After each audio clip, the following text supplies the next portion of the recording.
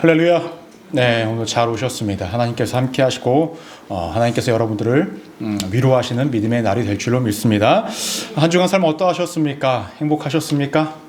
조금 힘들고 어려우셨던 분들도 분명히 있으실 텐데 그 불편하고 힘겨운 일상이 또 힘들었던 나의 삶이 이 예배를 통해서 깊은 위로와 회복의 역사가 이루어질 줄 믿습니다. 우리 좌우 앞에 계신 분들과 이렇게 인사할까요? 오늘도 잘 오셨습니다. 잘 오셨습니다. 잘 오셨습니다. 또 이렇게 인사할까요? 하나님의 위로 가득 받으세요. 하나님의 위로 가득 받으세요. 네, 좋습니다. 예, 오늘은 마가복음 12장 13절에서 17절까지의 본문을 근거로 스스로의 오류에 빠진 삶이라는 제목으로 함께 은혜를 나누고자 합니다. 말씀 제목 한번 따라해 보실까요? 스스로의 오류에 빠진 삶. 네. 오늘 말씀은요, 사실 이렇게 많이들 표현을 합니다. 세금 논쟁이라고 말입니다. 왜 그러냐면은 세금을 통하여서 특정 부류의 사람들과 예수님이 논쟁을 펼치는 것이기 때문에 그러합니다. 우리가 지지난주인가요? 그때도 함께 말씀을 나눴지만 당시에 대제사장들과 서기관들과 그러한 사람들은 예수님께 논쟁을 신청하였고 예수님이 어떠한 권위로 어떠한 권세로 성전에서 그러한 행동을 했냐, 성전 정화 사건을 일으켰냐라고 하면서 이렇게 논쟁을 벌였던 것도 우리가 알 수 있습니다. 우리가 다음 주부터 한 몇 주 동안은요, 계속 이렇게 논쟁에 관한 말씀을 나눌 건데요. 중요한 것은 당시의 사람들이 예수님께 이렇게 논쟁을 계속적으로 발생하게 했던 이유가 무엇이었냐라면은 예수님께 대하여 어떠한 책을 잡기 위한 것이었어요. 책을 잡기 위한 것.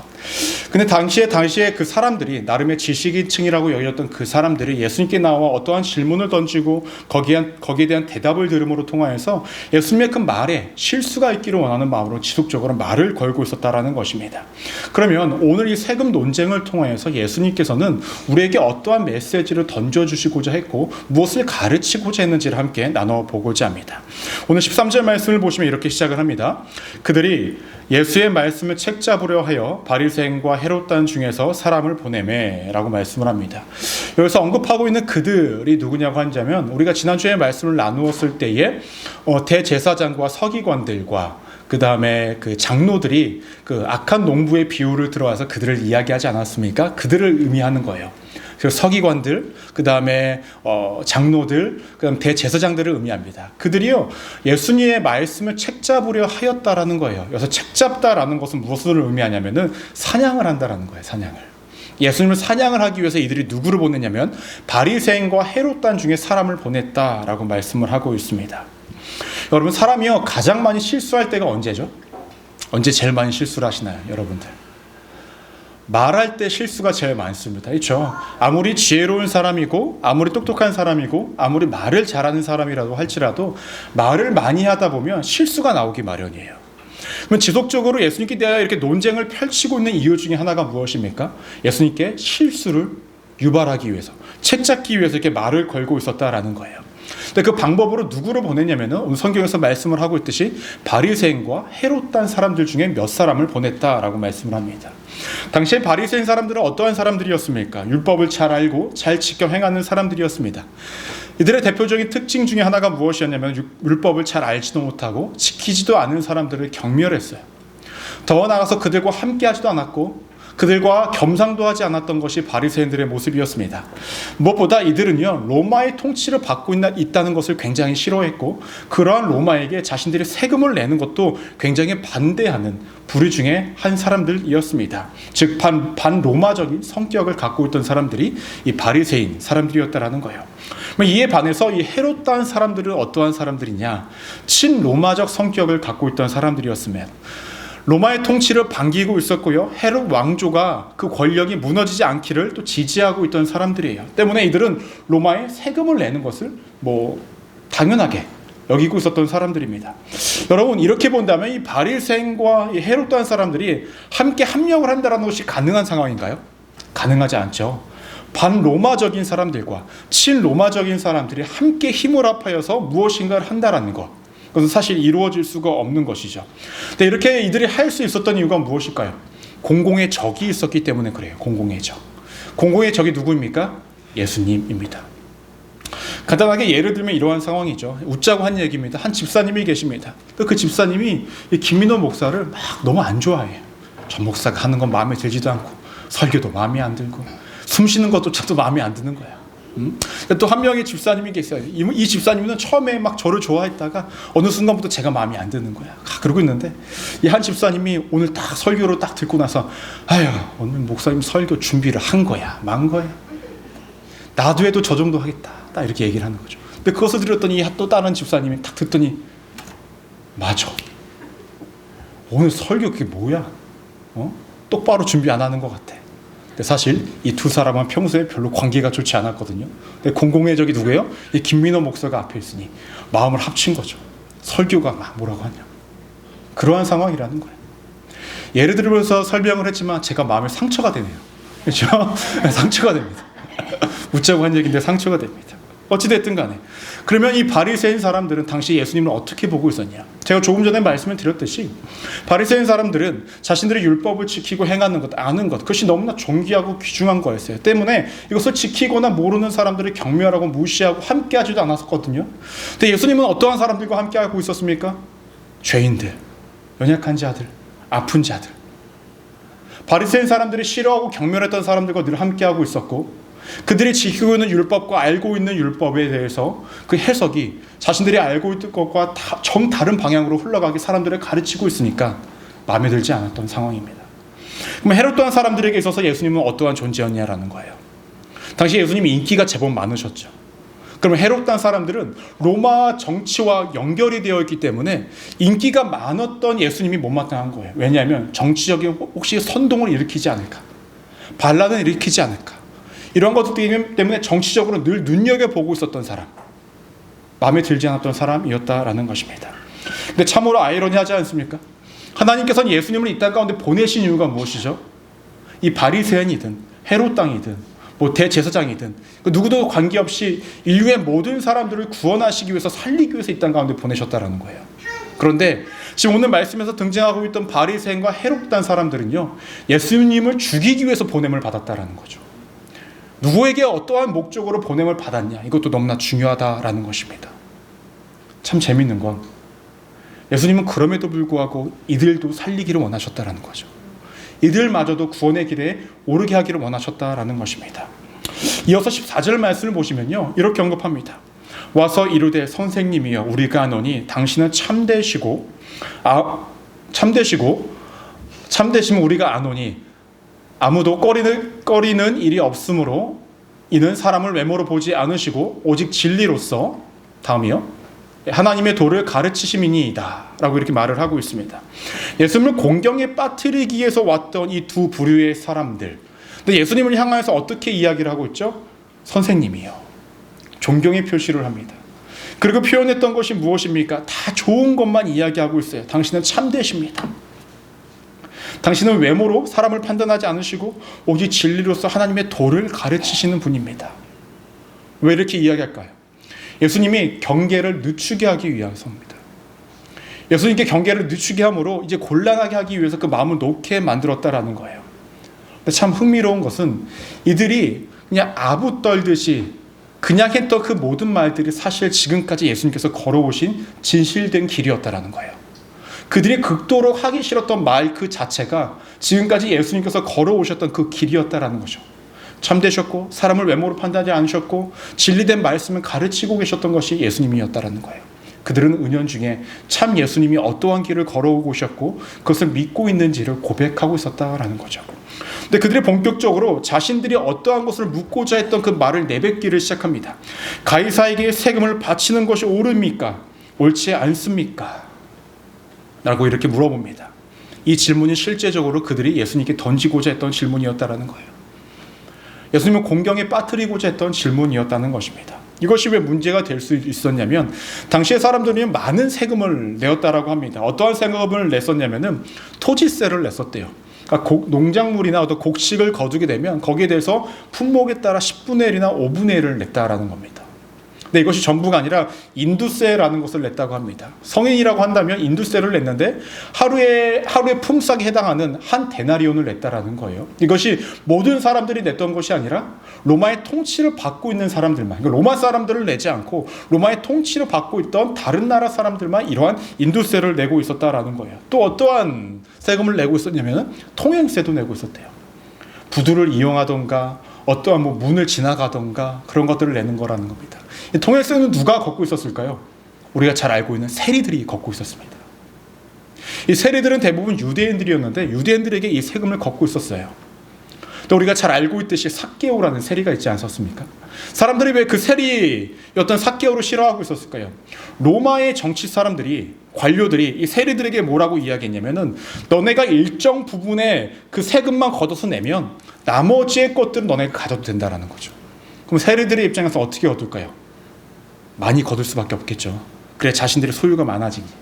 그러니까 당시 유대인들의 입장에서는 당시에 이 세리들 같은 민족의 사람들이지만 어떠한 사람들을 봤습니까? 우리나라로 따지면은 친일파 사람들처럼 본 거예요. 손가락질하고 마음에 들지 않고 그렇게 바라볼 수밖에 없었습니다. 또 어떠한 세금을 내고 있었냐? 성전세라는 것도 내고 있었대요. 여러분 이렇게 되면은 정말로 세금이 많지 않습니까?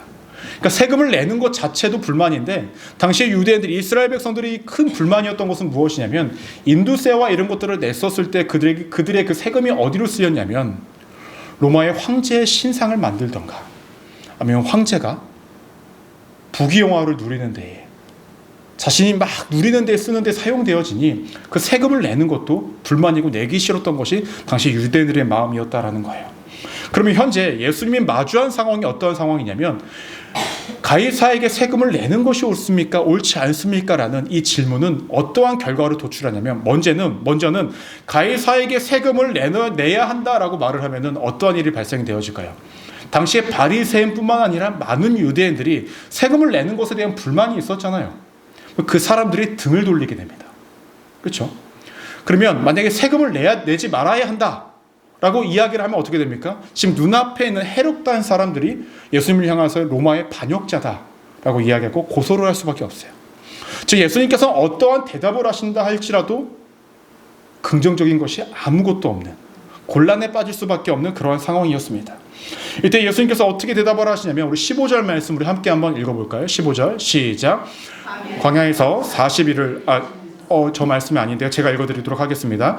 우리가 바치리까 말리까 한데 예수께서 그 외식함을 하시고 이르시되 어찌하여 나를 시험하느냐 데나리온 하나를 가져다가 내게 보이라 하시니 라고 말씀을 합니다.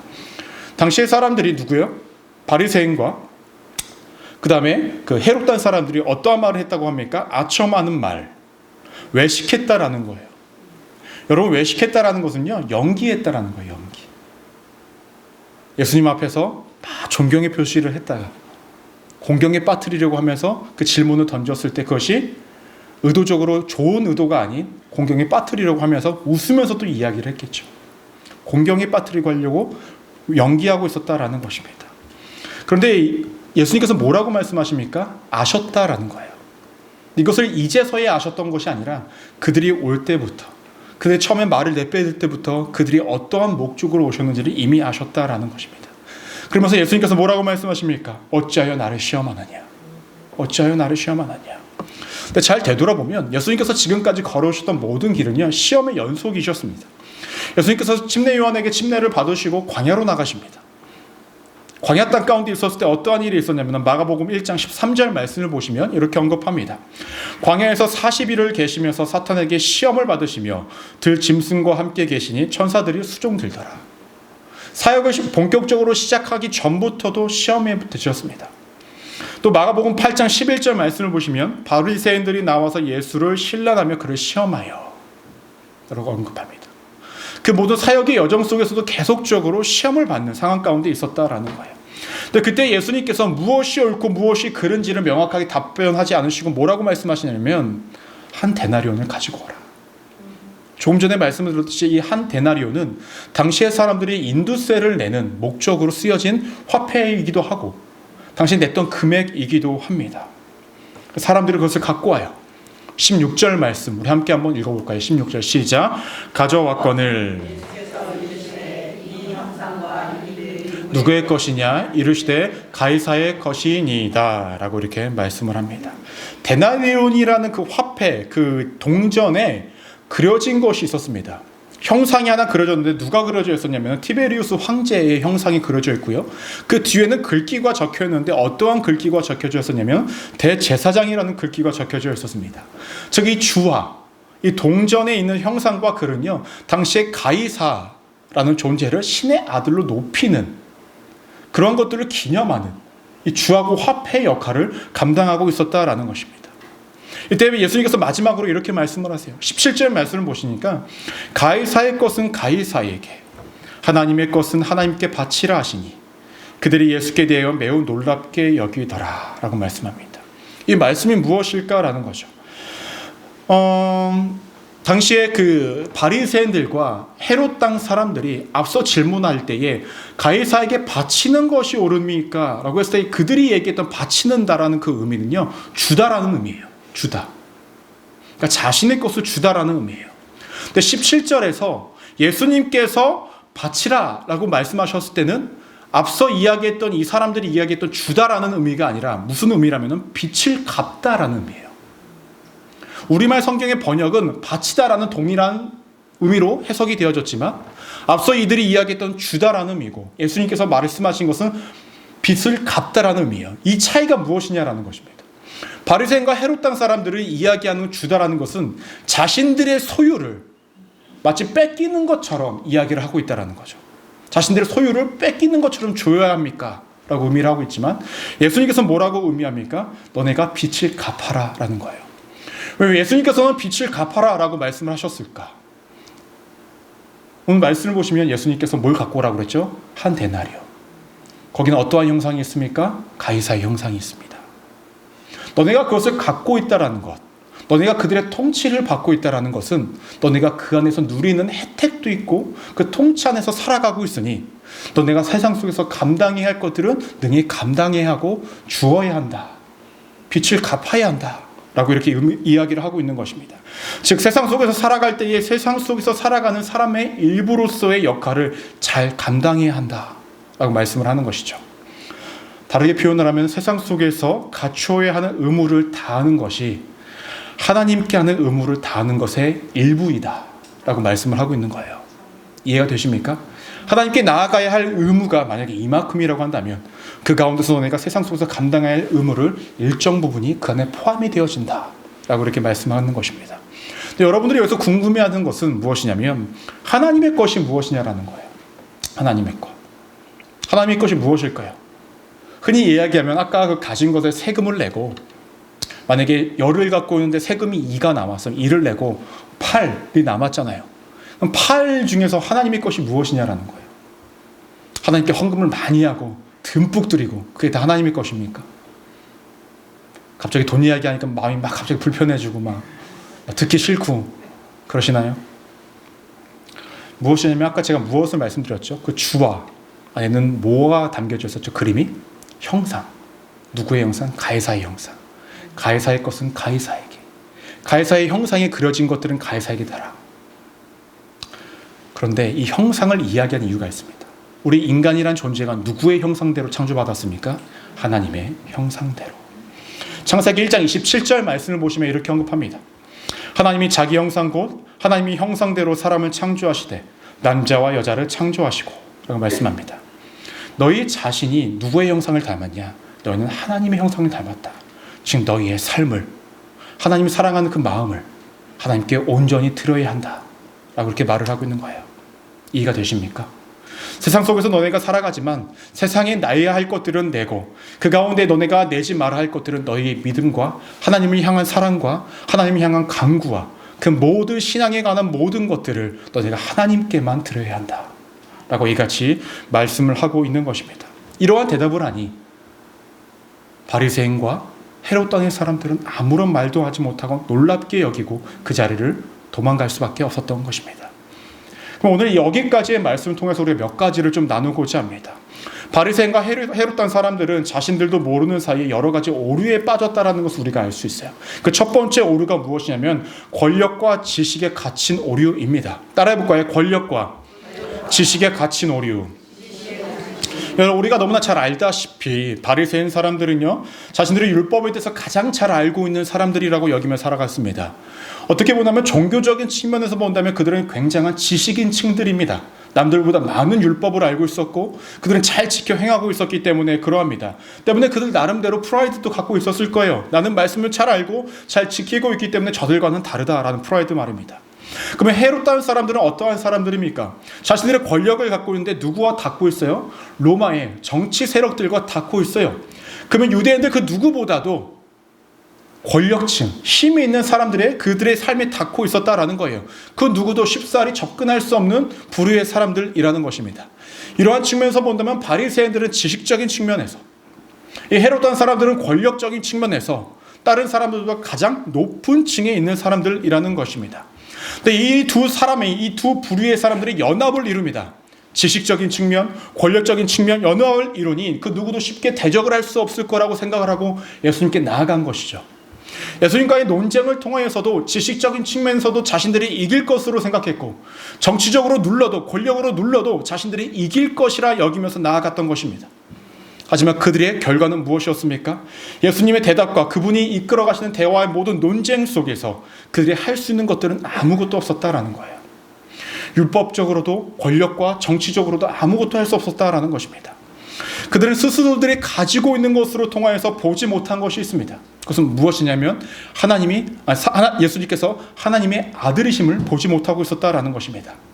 세상 속에서 충분한 강자의 입장이 있었고 누리는 입장이 있었고 지배하는 상황 속에서 살아가다 보니 자신들의 눈앞에 계신 분이 누구인지를 분별하지 못하는 삶을 살아갔다라는 거죠. 가장 많은 지식을 가졌지만 예수님을 아는 지식은 없었습니다. 가장 강한 권력에 속한 자들이었지만 진정한 권력과 권능이 무엇인지를 알지 못한 채 살아갔던 것이 그들의 모습이었다라는 거예요.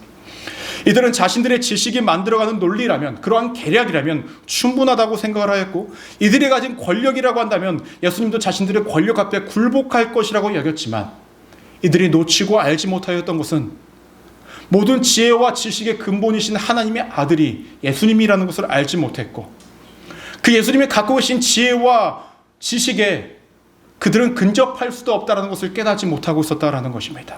세상의 권력을 사랑이라는 본질로 그 힘으로 다가오시는 예수님의 진정한 권능과 권력에 대해서 그들은 무지한 가운데 살아갔으니 예수님께 나와 논쟁을 펼치고 있었다는 것입니다.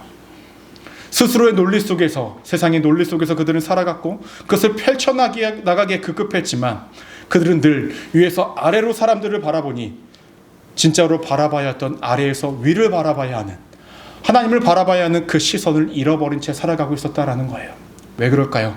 자신들이 갖고 있는 지식 때문에, 자신들이 갖고 있는 권력 때문에 그들은 스스로가 오류에 빠져서 살아가고 있었다라는 것입니다. 여러분, 사실 누구나 빠질 수 있는 오류입니다. 자신이 가진 지식과 지혜로 예수님을 믿으려고 하고 접근하려고 하는 사람들도 있죠. 무엇인가가 많이 아는 것은 좋은 것입니다. 하지만 그것을 통해서 성경을 바라보기를 시작하면 자신이 갖고 있는 경험과 지혜와 지식으로 성경에 접근하기를 시작하면 성경이 어떠한 책이 되는지 아십니까? 인생의 성공과 실패를 판단하는 기준의 책만 될 것입니다. 이렇게 하면 성공할 것이고 저렇게 하면 실패할 것이다. 그 기준점밖에 안 됩니다. 근데 당시의 바리새인들은 그러한 시선으로 접근하고 있었다라는 거죠. 하나님의 말씀이 이렇게 행하면 내가 복을 받고 이렇게 행하지 않으면 벌을 받는다. 그러니 내가 그렇게 행하고 알고 살아간다라고 말입니다. 권력을 가진 자들도 마찬가지입니다. 자신이 가진 권력으로 살아가면 이 세상 속에서 내가 복을 받는 것처럼 살아갈 수 있으니, 이 세상 속에서 내가 누리면서 살아갈 수 있으니, 내가 아프지 않고 모든 것들이 풍족해지면 당시의 사람들의 생각들처럼 내가 복을 받는 것, 복은 하나님이 주시는 거니 내가 올바로 살아가고 있다는 것이 증명되는 것이니 자신들이 옳다고 여기면서 살아갔을 것입니다. 우리의 삶에도 적용해 볼 만합니다. 우리 스스로가 오류에 빠져서 살아가고 있는지 그렇지 않은 것인지를 스스로 되돌아봐야 한다는 것입니다. 여러분, 신앙의 연수가 길어질수록 머리가 참 커집니다. 그렇죠? 설교를 많이 듣다 보면, 말씀을 읽다 보면, 많은 것들을 듣다 보면 머리가 참으로 많이 커집니다. 근데 그 머리가 커지다 보면 우리의 신앙의 패턴이 고착화됩니다. 하나님을 바라보는 시선도 고착화되어지고요. 그렇다라는 거예요. 목사인 저도요, 굉장히 그렇게 느껴질 때가 많이 있습니다. 왜 그러냐면 하나님의 말씀은 어떠한 말씀입니까? 때와 장소에 따라 또 시기에 따라 그 상황에 따라 늘 다르게 적용이 됩니다. 그런데요,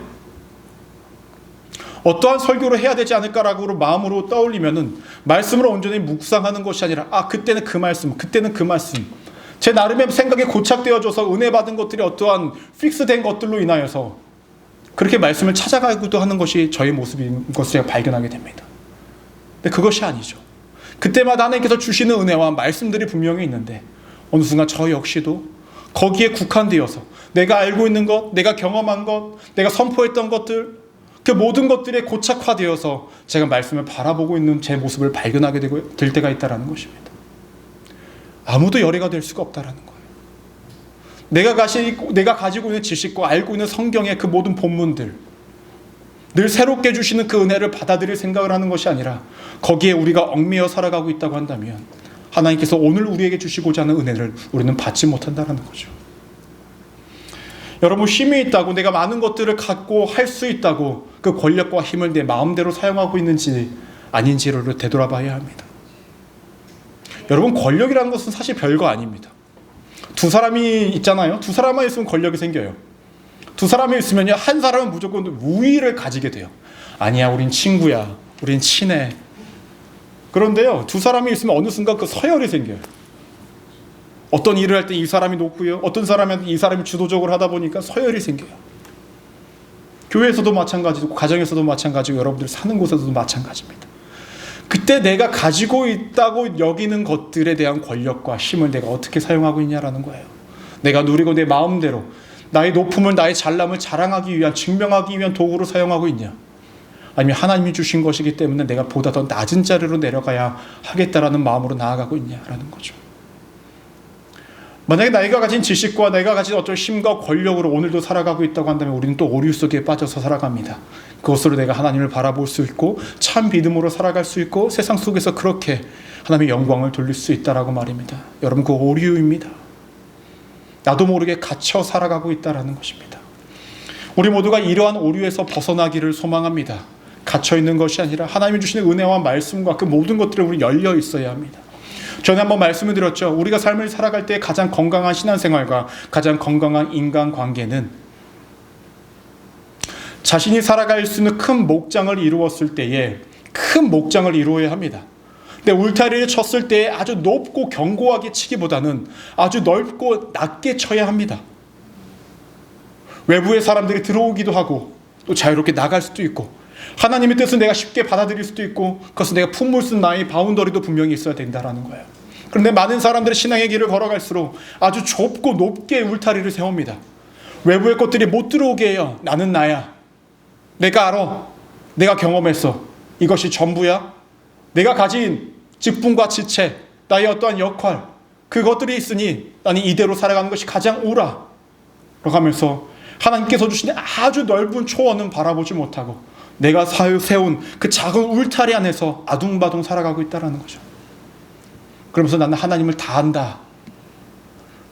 그 울타리에서 바라보는 하늘 요만하겠죠. 그거 바라보며 하나님 내가 다 안다라고 살아가는 것이 우리들의 모습은 아닌가.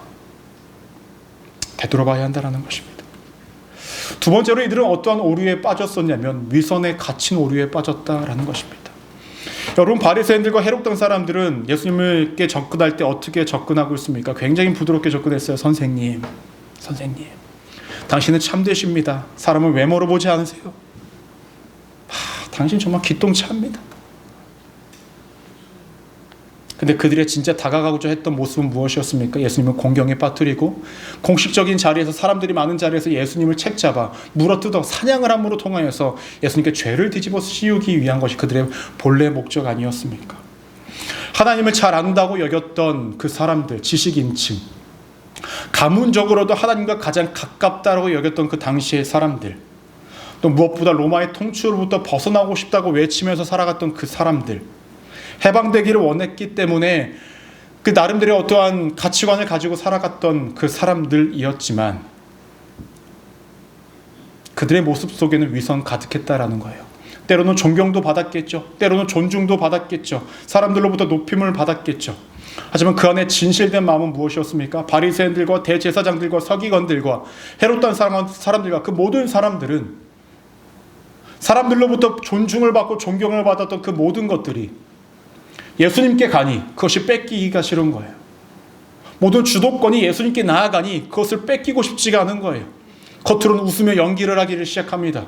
예수님 높이면서 자신들이 정말로 모르는 것처럼 여기면서 예수님께 질문을 던지기를 시작합니다. 하지만 그들 안에는 위선 가득한 모습이었다라는 거죠. 연기를 하면서 살아가고 있었다라는 것입니다. 하나님을 믿는 우리들은 어떠할까요?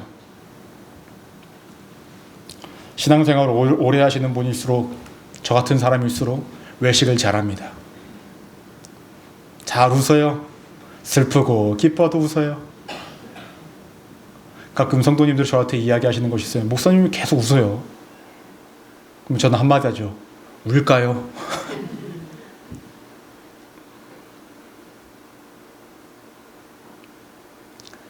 신앙생활을 하다 보면 웃어야 할 때가 있어요.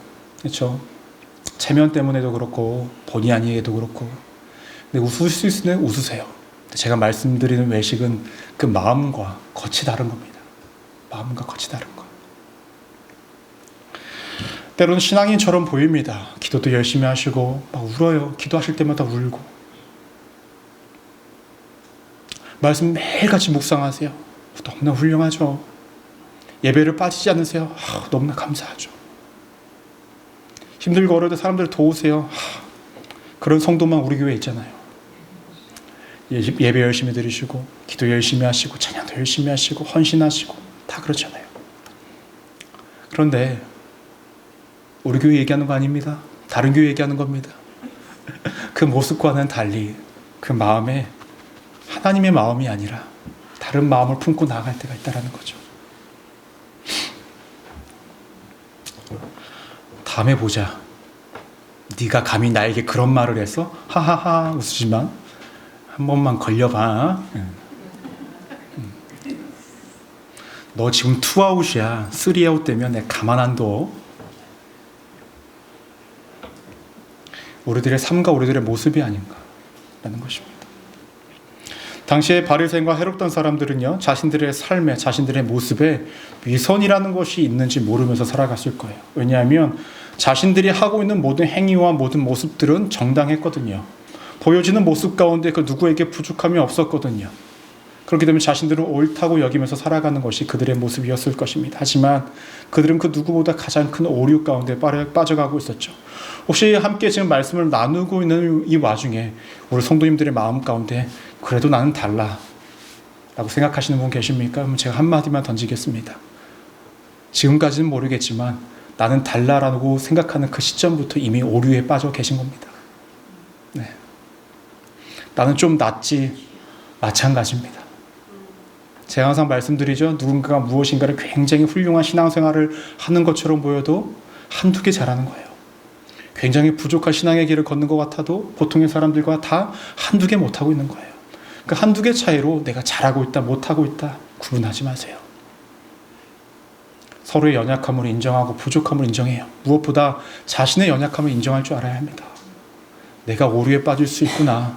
내가 위선자로서의 삶을 살아가고 있구나. 그럴 수 있는 자라라는 것을 인정하면서 살아가야 합니다. 그렇지 못하면 당시에 열심을 가졌던 바리새인들과 헤롯 사람들과 우리가 뭐가 다르냐라는 거죠. 이런 오류에 빠지지 않으시는 우리 성도님들 되시기를 주님의 이름으로 간절히 축원합니다. 세 번째는 어떠한 오류에 빠졌냐면 모순에 갇힌 오류였습니다. 당시의 상황을 보면 이들이 예수님께 나와서 논쟁을 펼친 근본적인 이유가 무엇입니까? 그 세금 때문이잖아요.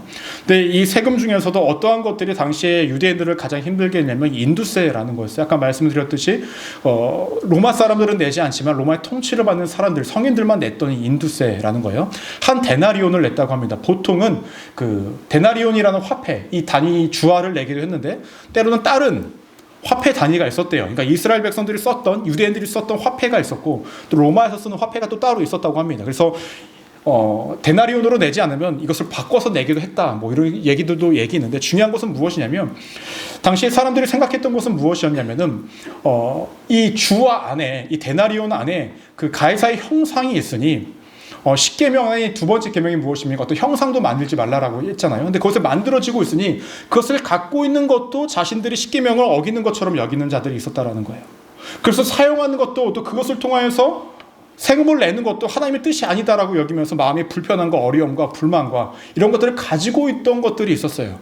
그 세금의 명목이 인두스였다라는 것입니다. 그런데 예수님께서 그 사람들에게 뭐라고 말씀하셨습니까? 데나리온을 갖고 와라. 근데 갖고 오라고 한 다음에 여러분들이 만약에요, 제가 여러분들에게 여러분 그것 좀 주세요, 가지고 오십시오라고 하면은 제가 어떻게 할까요? 그것을 받겠죠. 그렇죠? 근데 성경에서 예수님께서 이 데나리온을 받았다라는 말씀이 없어요.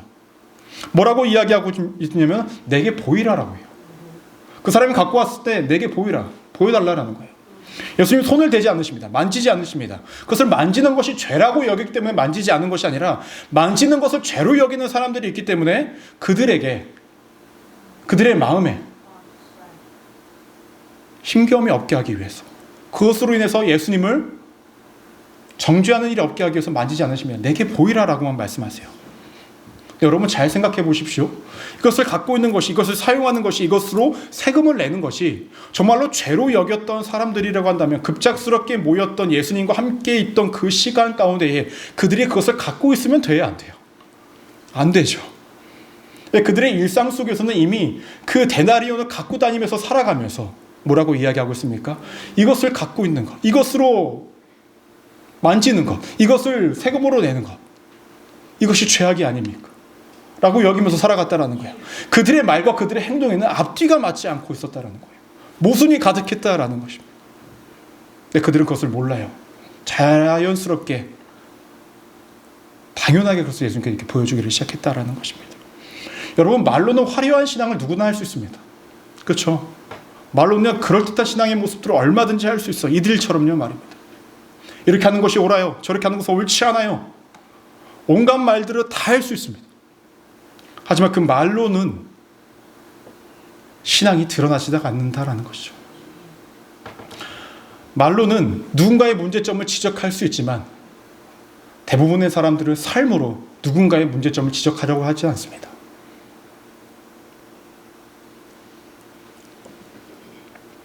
저는 말뿐인 신앙을 가진 여러분들이 되지 않기를 소망합니다. 나는 뭘 했어 할 거야 이게 아니라 그냥 그 길 가시면 돼요. 네. 가시면 돼요. 때로는요, 성도님들끼리 이야기하시면서 난 지금 이런 것들을 하고 있어, 우리 같이 하자, 이러한 것들은 굉장히 좀 원동력이 될 수 있어요. 그렇죠? 원동력이 될 수 있고 또 함께 무엇인가를 할 수 있는 힘이 됩니다. 근데 자신을 나타내기 위해서 무엇인가를 하고 자신이 높아지기 위해서 저것은 잘못됐다라고 이야기하는 것은 하나님의 뜻이 도무지 아니라는 거죠. 이들은 스스로가 모순에 빠졌다라는 것을 도무지 모릅니다. 자신들을 옳다고 여기면서 살아갔다라는 거예요. 모두 오류 속에 빠졌지만, 그 오류에 갇혀서 살아갔지만 자신들이 거기에 갇혀 살아가는 것을 모르면서 살아가는 것이 당시에 지식인층이었고 권력층이었고 다른 사람들보다 앞서 있는 사람들이라고 여겼던 사람들이었다는 것입니다. 우리는 어떠합니까? 오늘 말씀이 불편하십니까? 또 마음이 많이 좀 어려우십니까? 괜찮습니다. 저도 말씀 준비하면서 불편했거든요. 저도 어려웠거든요. 주신 말씀이라면 그 불편함이 깨달음이 되고 깨달음이 삶이 되며 그 삶이 누군가에게 복음이 되고 누군가에게 복음이 된 것이 열매로까지 나아가기를 소망합니다. 오늘 우리를 이 자리에 모이게 하신 이유, 이 자리에 있게 하신 이유가 그것 때문 아니겠습니까? 너네가 잊고 있었던 것, 너희가 스스로 옳다고 여기며 살아갔던 그 모든 것들이 너희 스스로가 몰랐던 오류 가운데 빠진 것이 아닌가, 라는 깨닫게 해주시기 위한 하나님의 외침이고 간절함이고 소원이지 않을까요? 오늘 이 말씀 붙잡으시면서 또 한 주를 승리하면서 살아가시는 우리 믿음의 성도님들 되시기를 주님의 이름으로 간절히 축원합니다. 기도하시겠습니다.